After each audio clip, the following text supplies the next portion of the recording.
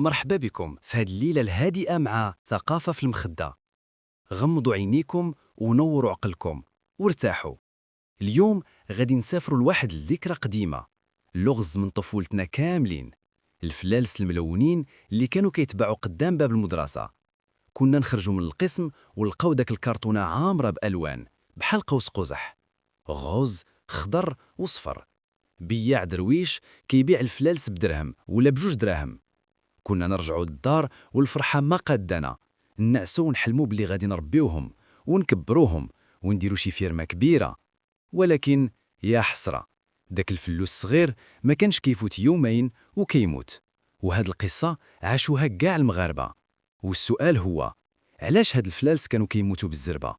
واش كانوا مرض ولا كاين شي سر آخر؟ باش نفهموا الحكاية خصنا نمشيو للفيرمات الكبار ديال الدجاج.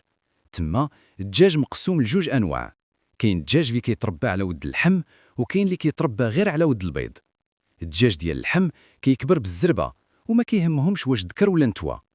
اما الدجاج ديال البيض القصه ديالو مبدله، ملي كيفقس البيض كيخرجوا النص ذكوره والنص نتاوي. الذكوره بطبيعه الحال ما كيبيضوش وما كيكتبوش اللحم بحال الدجاج الاخر.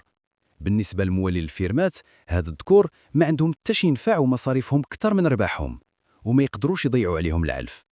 ولكن كيفاش كانوا كيعرفوا الذكر من النتوى وهما يلا خرجوا من البيضه؟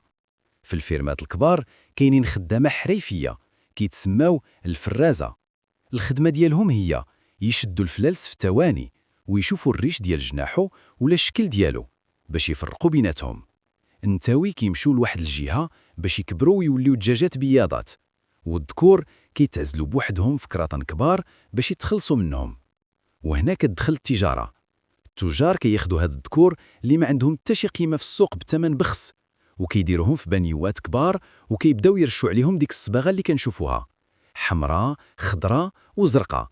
هاد الصباغه مع الاسف كتسد لهم المسام، وهاد العمليه كدير لهم صدمه حراريه، حيت الفلوس يلا خارج من البيضه محتاج لدرجه حراره سخونه بحال ديال الحضانه، ماشي الماء والصباغه البارده اللي كتفزقو وكتمرضو، ومواد كيماويه كتدخل لجسمو الضعيف.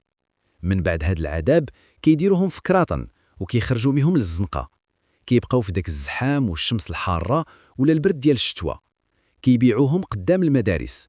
الدري الصغير كيفرح بداك اللون الزاهي، ولكن الفلوس كيكون داجع عيان مهلوك ومناعته طاحت للصفر. وملي كياخد الدري الصغير داك الفلوس كيحطو في شي كرتونه صغيره في السطح ولا في شي قنط بارد بلا بولا اللي يدفيه، وكيوكلوه الماكله اللي ما كتصلحش ليه بحال الخبز فازق. الجهاز الهضمي ديالو باقي صغير وضعيف ما كيتحملش، وهذا الشيء كيزيد يكمل عليه، وهكا كيموتوا بالزربه في نهارو ولا غدا ليه. هذه هي الحكايه المخبيه ورا داك الالوان الزوينه والقصه الحزينه ديال فلالس المدرسه. لغز من طفولتنا حليناه اليوم في هذه الليله الهادئه، قصه خلاتنا نتعلموا باللي الروح عزيزه. كنتمنى نكون خففت عليكم.